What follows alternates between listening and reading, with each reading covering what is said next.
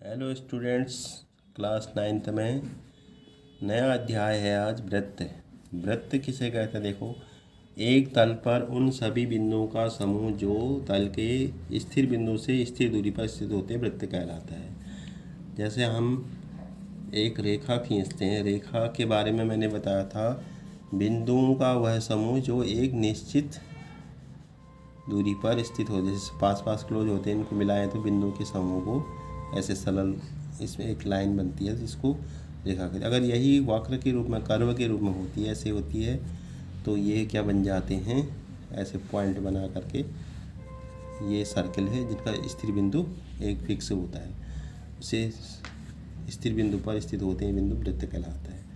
वृत्त की सबसे बड़ी, वृत्त के दो, जैसे हम पहले वृत्त को बताते हैं तो वृत्त में खींचा वृत्त की आउटलाइन जो होती है, ये सर्किल,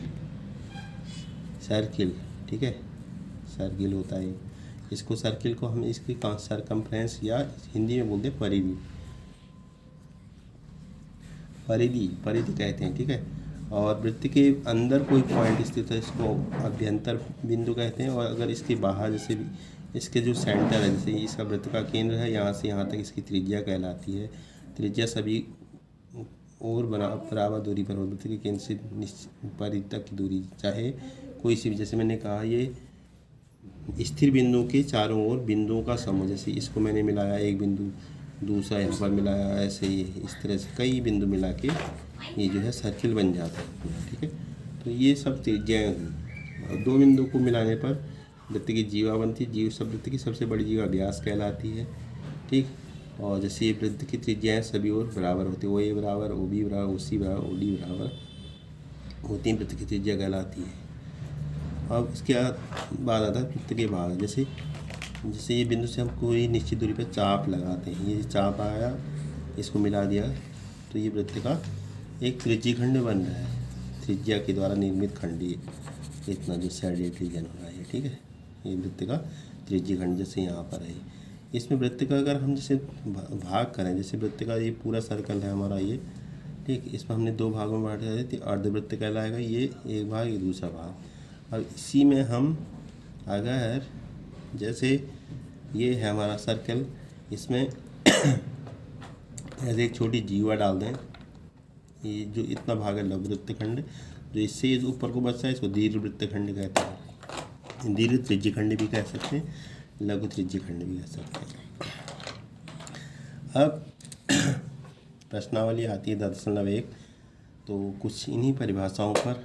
पहला क्वेश्चन है, खाली स्थान भरिए।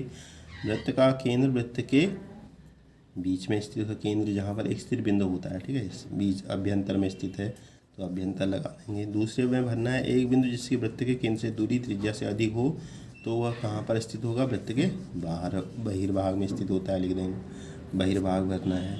तीसरे वाले में वृत्त की सबसे बड़ी जीवा वृत्त का क्या होता है? व्यास होता है। ये बताया था मैंने क्वेश्चन में जब डेफिनेशन बता रहे थे। एक चाप अर्धवृत्त का क्या होता है? अर्धवृत्त होता है जब इसके दूसरे सिरे व्यास के सिरे हों। जैसे मैंने कहा कि वृत्त के दो सिरे को अगर व्यास हों तो ये पूरा जो चाप होता है वह क्या कहलाता है? अर्धवृत्त कहलाता है। वृत्तखंड का एक चाप जीवा के बीच का भाग होता है, ठीक है, जीवा के बीच का भाग हो गया। अगला है, वृत्त जिस तल पर स्थित होता है उससे तीन भागों में विभाजित कर सकते हैं। तीन भाग कौन कौन से? अभ्यंतर, बहिर्भाग और ये केंद्र, ठीक है। अब आता है नेक्स्ट क्वेश्चन में है, इसमें सत्य असत्य लिखना है। लिखिए सत्य असत्य, अपने उत्तर के कारण भी दीजिए। केंद्र को वृत्त पर किसी बिंदु से मिलाने वाली रेखाखंड की त्रिज्या होती है, ये सत्य है या असत्य थे? केंद्र को वृत्त के किसी बिंदु को मिलाने वाली रेखा त्रिज्या कहती है, सत्य हुआ, ठीक है, सत्य होगी, ट्रू होता है। दूसरा है, एक वृत्त में समान लंबाई की परिमित जीवाएँ होती है, ये असत्य है, क्योंकि देखो हम अगर यहाँ पर वृत्त खींचें तो ये सबसे बड़ी जीवा हो गई, ये सबसे छोटी हो गई, इससे छोटी जीवा, ऐसे, तो ये समान लंबाई की नहीं होती है, ठीक है।